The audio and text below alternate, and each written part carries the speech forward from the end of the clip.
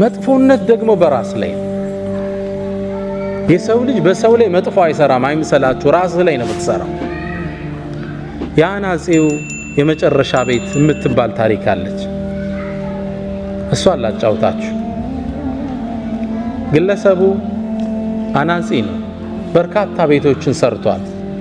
በተለይ ደግሞ አመታት አብሯቸው የሰራቸው አንድ ትልቅ ባለሀብት የሪል ስቴት ባለቤት አለ። ግለሰቡ ብዙ ቤት እንዲሰራላቸው አድርገውታል።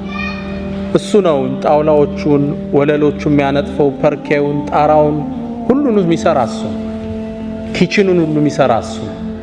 በርካታ ቤት ሰራላቸው። ታዲያ አንዴ ስራ በጣም ስለሰለቸው መልቀቂያ ወረቀት ወደ ድርጅቱ አስገባ።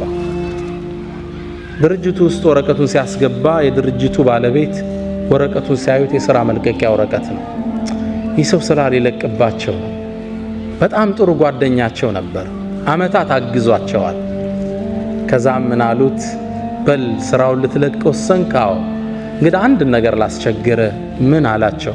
የመጨረሻ አንዲት ቤት ስራልኝ ማስታወሻ ትሆነኛሉት። ሰውየው ለመስራት ፍቃደኛ አይደለም። መጨረሻ ግን ከነበራቸው ቆይታ አንፃር ይሻላቸው።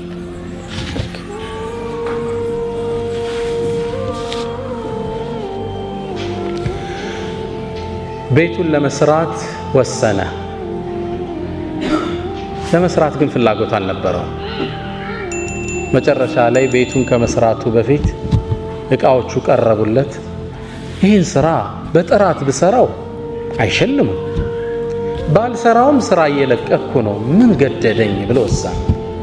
ከዛም ቤቱን እንደነገሩ የመጨረሻ ቤት ስለሆነ ጠገንገን አድርጎ በማይረባ እቃ ጥራት በሌለው አሰራር ቤቱን ሰራው። የግለሰብ አይደለም ቤት ኪችን መሆን የማይችል ቤት ሰርቶ ለሰውየው ቁልፉን ወሰደላቸው።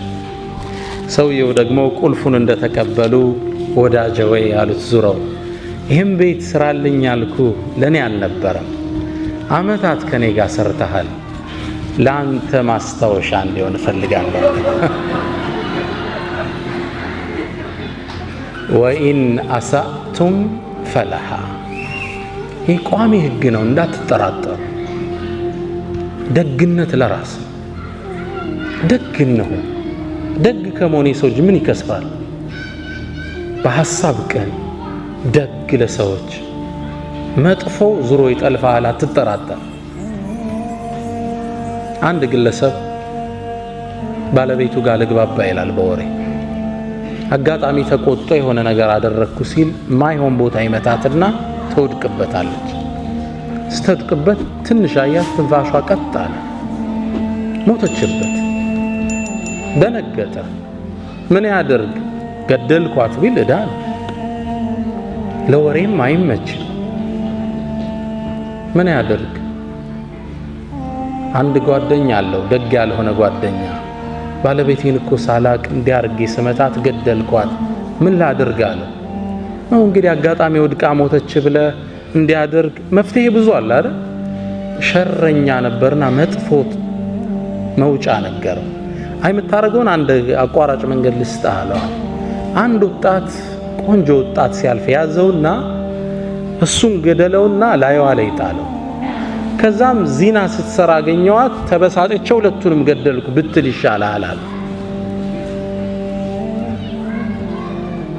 ግለሰቡ መውጫ መሰለውና አዎ አሻራዬም ይኖር ይሆናል እሷ ላይ መመርመሩ ስለማይቀር እንደገደልኩ ይታወቃል፣ አሁን የሰጣኝ መውጫ ቆንጆ መውጫ ነው አለ።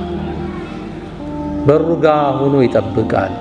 አንድ ለግላጋ ቆንጆ ወጣት አለፈ። ወደ ቤት ጋበዘው። ልክ እንደገባም የሚስቱን ጽዋ ቀመሰ። ወጣቱን ላዩ ላይ ጣለ። ቤተሰቡን ጠራና ይሄው ጉድ ሰራችኝ፣ ጉድ ሰራዋታል። ይህ ታሪክ በዚህ ተቋጨ። ያ አስተያየት የሰጠው ጓደኛው በዛ ምሽት ቆዝሞ አመሸ። ሰዓቱን በየደቂቃው ይመለከታል። ረዘመበት። ለካስ የሚጠብቀው አንድ ወጣት ልጅ አለው። ዛሬ ልጅ ምን ነክቶታል? ሰዓቱን ተደጋግሞ ይመለከታል። ጠበቀው፣ አልመጣም ልጅ። ይህ ሰው እንቅልፍ ሳያገኝ አደረ። ጠዋት ወሬ ሲያጣራ የተገደለው ልጅ ማን ነበር? የራሱን ልጅ ነበር። ወኢን አሳእቱም ፈላ።